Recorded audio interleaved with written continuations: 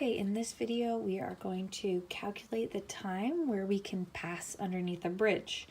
So we are going to calculate the required height of tide that we need to pass under the bridge, or the maximum height of tide that we can still pass under the bridge.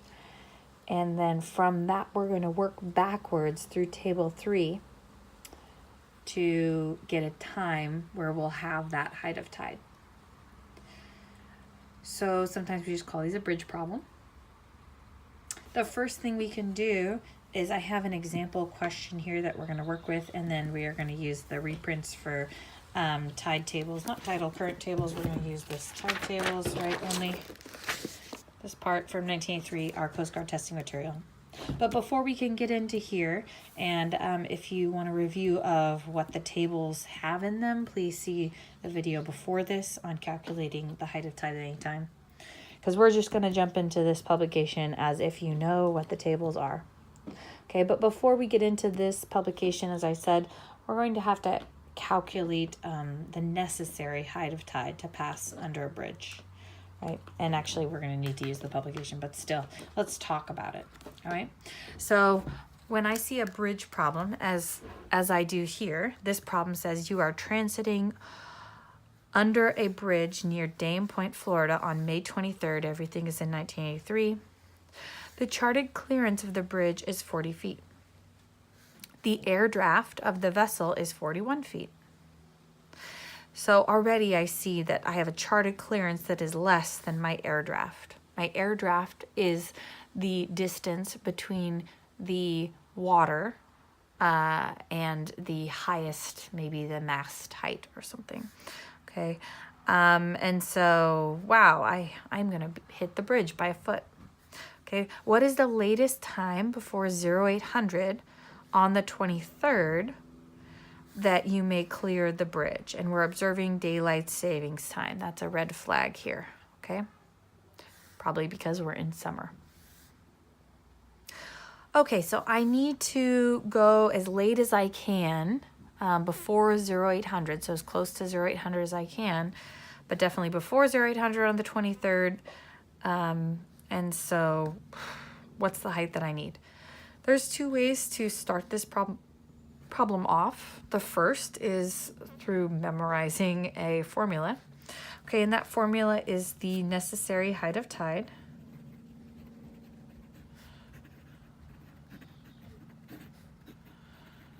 And that equals the charted height of the bridge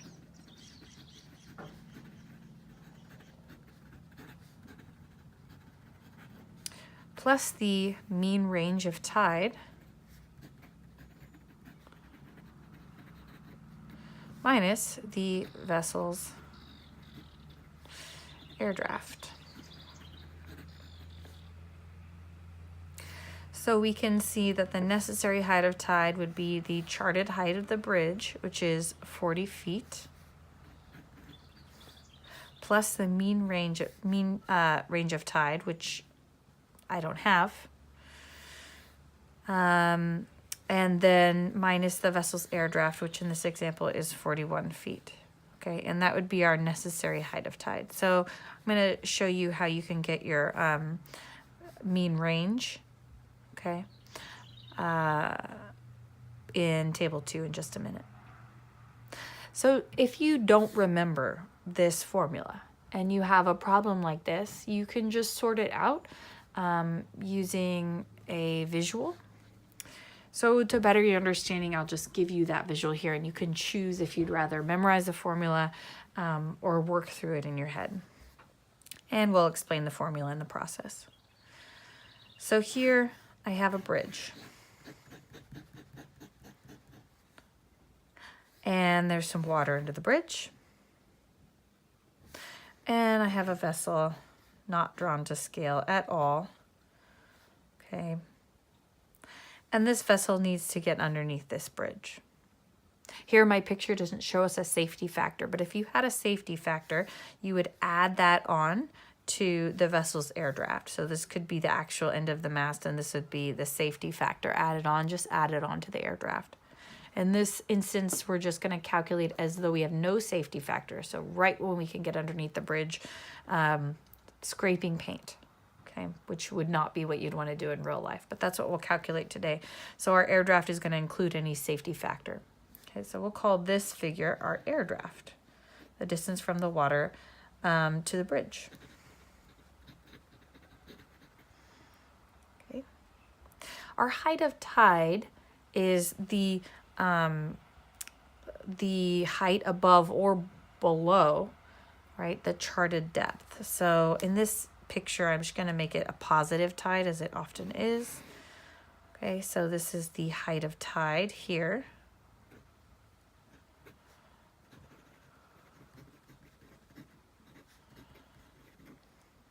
And what is this line? It's above the charted depths sounding datum. The sounding datum we have in the US is mean lower low water, right, in feet. But for 1983, we still use mean low water, okay? So we can just use mean low water as our reference because we're in 1983, knowing that this would be mean low or low water if we calculated this problem today. Okay. The charted height of the bridge is based on mean high water. How do we know this? Well, when we found the charted height of the bridge, we looked at what the heights were referenced on the chart, and they say heights are in mean high water. So this is the charted height. And the difference between the high and the low would be the mean range. So here we have the mean range, the average range between mean high and mean low. What we need is this height of tide. What can the height of tide be so that our air draft, our charted height, and the mean range, things we can't necessarily change, we may be able to change the air draft, okay, but say we can't, okay, but we can change the height of tide depending on the time we go underneath.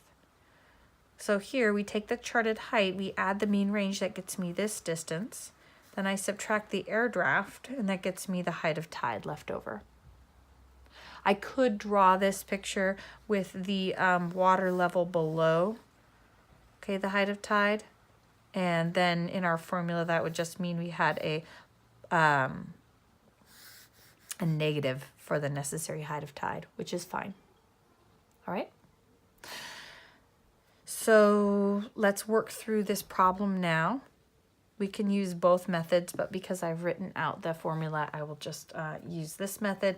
I need to find my mean range. So it's going to be a problem that looks very similar to our previous tide problems, with a little bit of exception because we have to work backwards, not being given a time that we desire, but being given a height that we desire. Okay. So we'll go, in our regular problems, we will go into the index and we'll look up our station, right, Dane Point, Florida.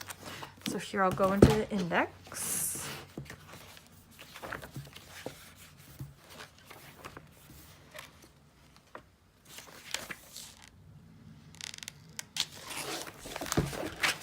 And I found Dane Point, Florida. It's not a reference station, right? It's only a subordinate station. So I'm going to go into 2861 in table 2, 2861. So I find table 2 and find 28.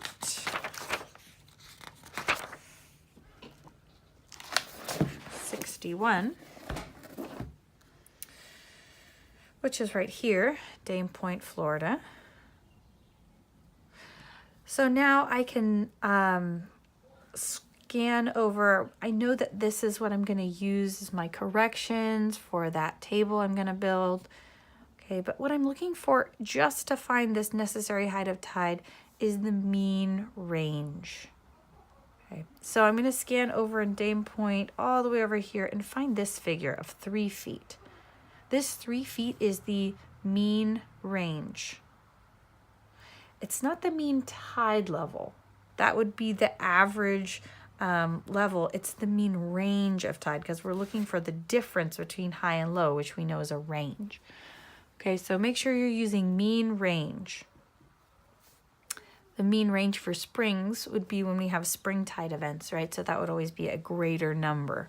We're looking just for the mean range so we can connect the datum for heights and the datum for soundings together, right? So the number we're going to use here is 3.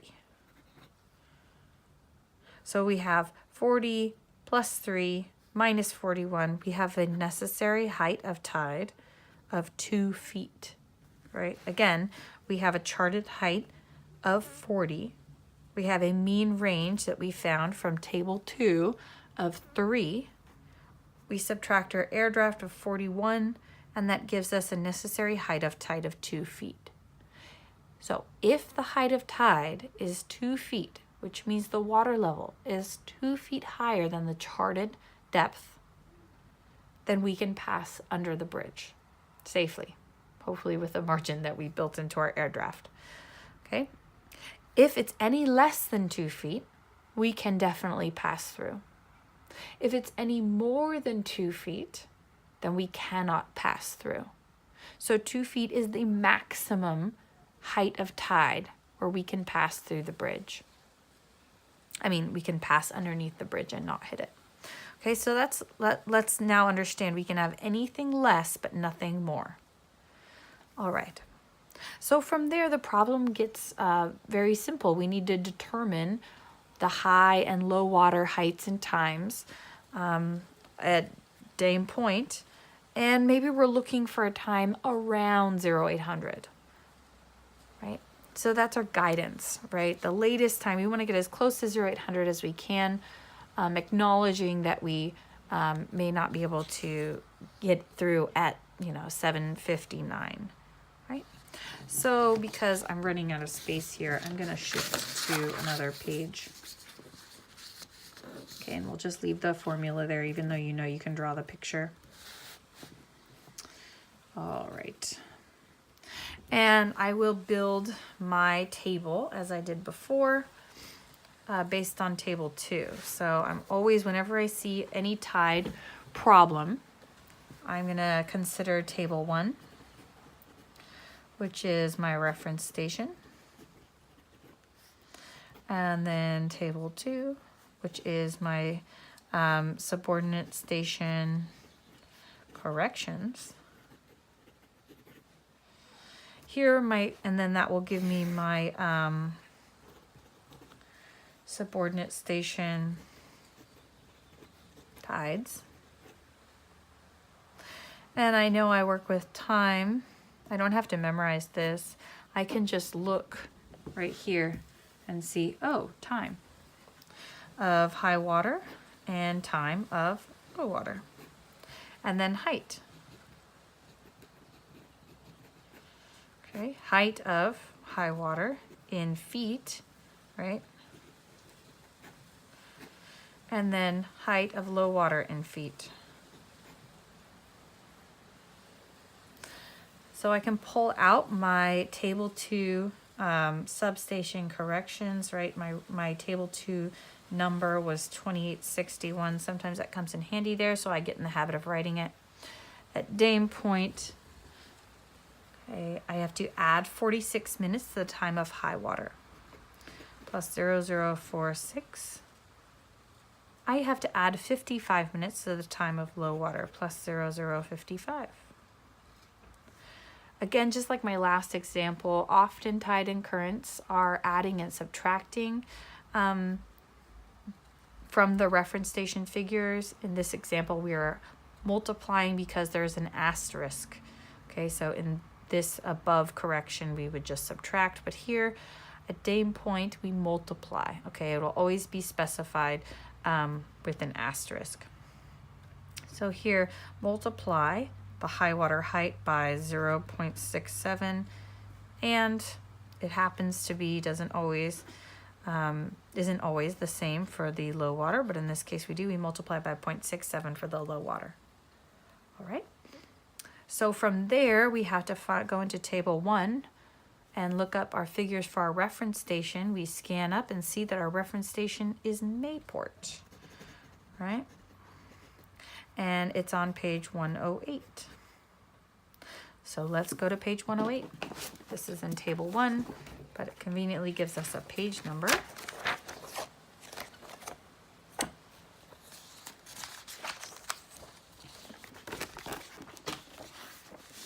All right. Page 108 starts us off with January, February, March, but we're looking for May.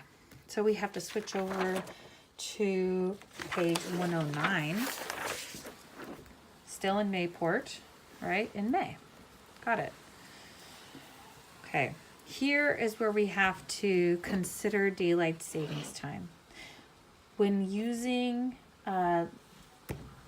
the publications for height of tide, tide levels, right? We're going to always apply daylight savings time into times from table 1. And what are we going to do with these times? We're going to spring them forward to meet up with us, right? Because in daylight savings time, you're observing one zone to the east. You're going to change these times to also observe daylight savings time, which is one zone to the east.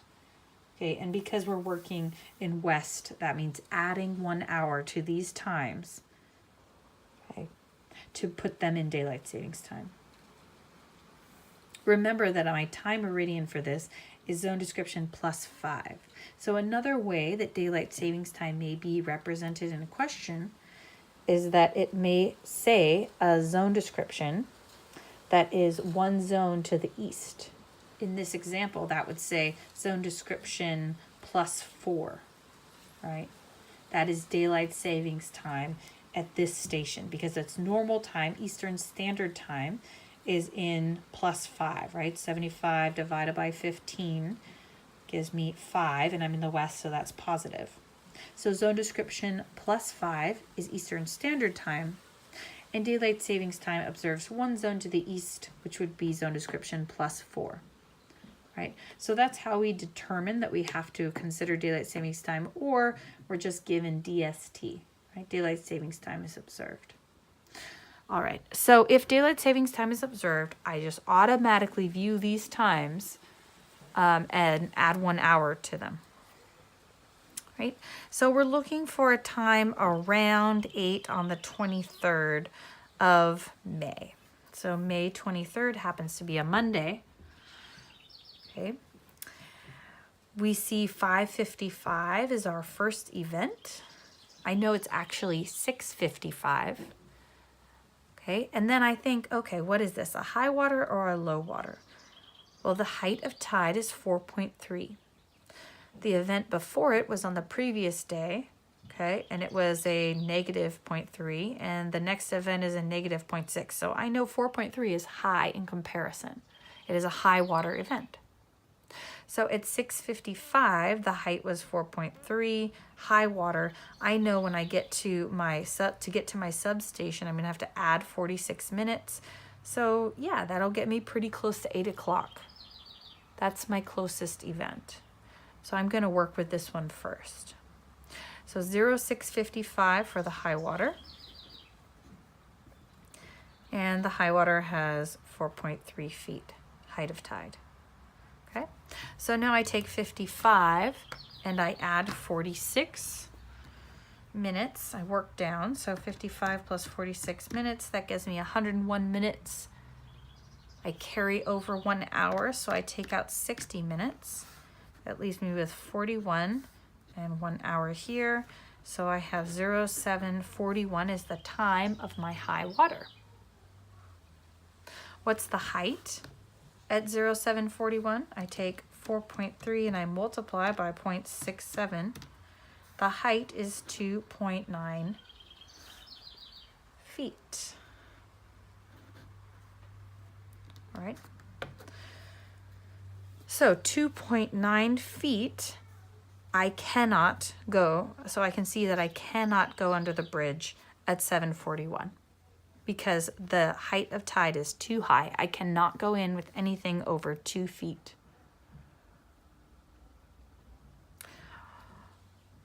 because I know that this is semi-diurnal tides, and because it took, 6 hours or 7 hours or something, I haven't calculated it yet, but to get, from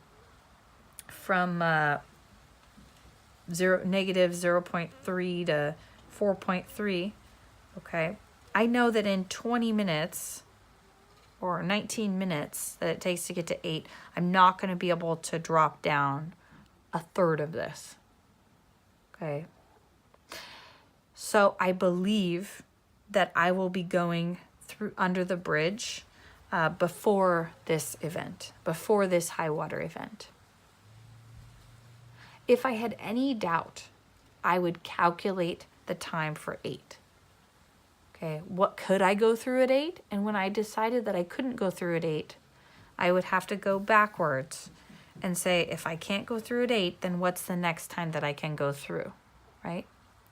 But I'm able to, the way I talked you through it, see that, I'm not going to lose 9/10 of a foot in 19 minutes. It doesn't go down that fast.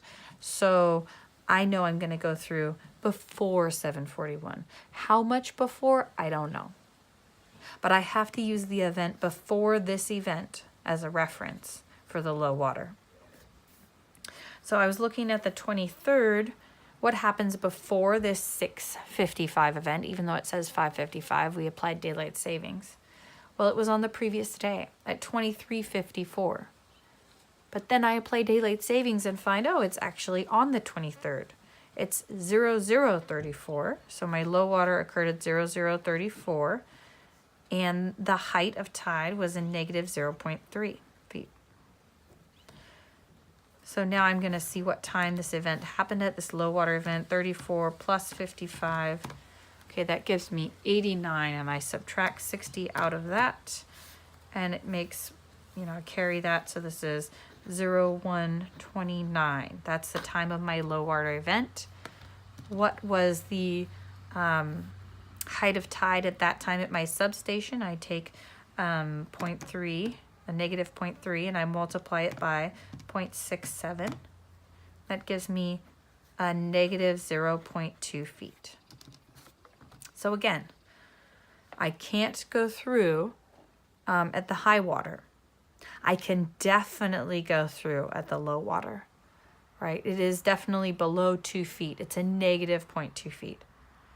So I know at 1:29, I can clear the bridge.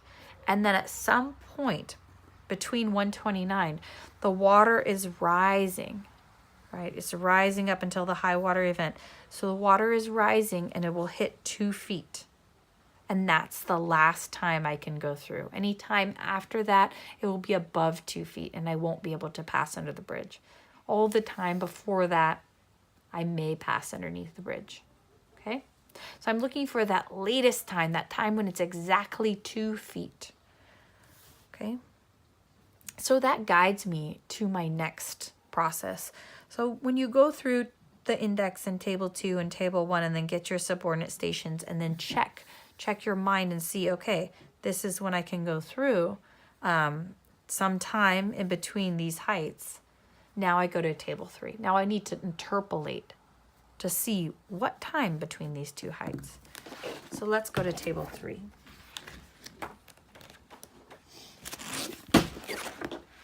Table 3 shows me the height of tide at any time. And I talked before about how there's 4 entries, and we need to know 3 of them to get the 4th one. So do we know duration of rise or fall? Yes, we do. We determine that the tide is actually rising. The low water happens at 1:29 and the high water happens at 0:41. So the duration of rise is 0:741 minus 0:129. Okay, I take 41 and I subtract 29. That gives me 12, and I take 7, I subtract 1, that gives me 6. So 6 hours and 12 minutes, okay, for the tide to rise from negative 0.2 to 2.9. So on that note, range of tide. I know that, right? The range of tide is the difference between high and low. So I had a positive 2.9 feet, and the difference between that positive and the negative 0.2 feet, right? I'm subtracting a negative, is 3.1 feet from my range of tide. Okay, again, we have, this is the low water. Okay, a positive height of tide would be 2.9, this is a datum, 2.9 feet above, right? So this is the high water event. This is the mean low water. This low water event is below the mean low water, what? By 0.2 feet. Okay, 0.2 feet. So the range of tide between this low water and this high water is 2.9 plus a negative 0.2, right? Which is a, or numerically, you know, adding 0.2 to it. So it ends up being a 3.1 feet for the range of tide, the difference between negative 0.2 and 2.9. Right? Now, in our previous examples, we took the time from nearest high or low water and we entered that, but we don't have a time where we want to go. That's what we're actually solving for. So we don't have that entry. But luckily, we do have this entry to correction to height. So in your mind, even though this says correction to height, I want you to replace it. I want it to say the height from the nearest high or low water. Okay, it's the same title as here, drop down, but for height. So this is the height difference as you would apply it to a high or low water. In your previous examples, you find this and then apply it to the nearest high or low water. The nearest one was determined by time. Here, we're looking for the nearest as determined by feet. So we desire a height of 2 feet. Is 2 feet closer to 2.9 or negative 0.2? That would be our nearest event, either high or low water. So our correction to height, I'm going to rename as time, as height from the nearest high water or low water, right? And so there we'll calculate, oops, I'm gonna scoot you up here. Okay, so here we'll calculate 2.9 feet minus 2.0 feet, which is what we want, or 2.0 feet, the difference between the two, so minus a negative 0.2 feet. Right. So here we'd have to apply a correction of 2.2 feet to the low water to get the desired 2 feet. And here we'd have to subtract a 0.9, right, correction from the high water to get 2. So the closest event is high water. So we're not working with this low water, okay? We're working with high water. So we're not going to work with these two figures. We're going to work with this event, high water, and its corresponding time at 7:41 for our interpolation, right? So now we enter the table. We're going to start at the bottom because we have these two figures and we're looking for a figure that's on the top. So here our range of tide we determined was 3.1, so it's closest to 3. And then we'll come over in this row to our correction to height. If we had a correction to height of 0.9 and we applied it to the high water, we would get our desired 2 feet. So 0.9 is what we're looking for. I scroll over and find 0.9 in this column. So I stay in this column and I drop up. Right? Now I'm going to find my duration of rise or fall. And that is 6 hours and 12 minutes. So that would be closest to 6 hours and 20 minutes. So staying in this column, I come over in the row and I meet here at 2 hours and 19 minutes. So my time from nearest high or low water, or my correction to time, okay, because I'm swapping these. So my correction to time is 2 hours and 19 minutes, right? So this is not a time in itself. We can't go through at 0 to 19. It's a correction that we have to apply to a time. What time? The nearest time. We already determined that we're working with the high water event, right? This is the nearest time. So we're going to apply this correction of 2 hours and 19 minutes to the high water time of 7:41. Do I add it or do I subtract it? Well, I need the resulting time to be in between 1:29 and 7:41. Because I know at 1:29 my height of tide is a negative 0.2 and I can pass under the bridge. At, any time after that, the height of tide is rising, okay? And time is going by. And sometime before the high water event of 7:41, we have a height of tide that is less than the high water event's height, right? And it ends up being 2. So the time would have to be before 7:41. So I take 07:41 and I subtract 2 hours and 19 minutes from it. So 41 minus 19 is 22, and 7 minus 2 is 5. So 05:22 is the time when the height of tide is 2 feet, okay, at Dame Point. Florida, on May 23rd, 1983. And we know that this was under the parameters of a time before 8, but closest to 8. So there'll be other times on this day when the height of tide is 2 feet. But this is the time that the question asked for. Is there a bridge near Dame Point, Florida? I cannot tell you. I just made up this example problem. I made up this charted clearance for this bridge and the vessel with an air draft for the sake of the example. So this is a numeric example, but not an actual applicable life example, because I do not believe there's a bridge with a charted clearance of 40 feet near Dame Point, Florida. If there is, then it would be a crazy coincidence. Anyway, this is this process of how you find the time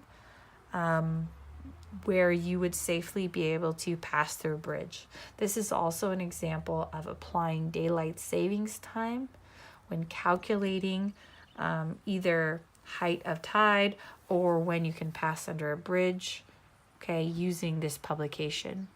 The only time you apply daylight savings time is to Table 1. And what you're doing is you're taking this publication and you're springing it forward into daylight savings time. You're making it observe one zone description to the east. Because we're in the west longitude in this publication, that means we add 1 hour to any time you pull out of Table 1. You do absolutely nothing to any other time, especially nothing to this time that you desire in your problem. Okay, because that's your time. That's already in daylight savings time. All you have to do is bring this book up to speed with the time that you are observing.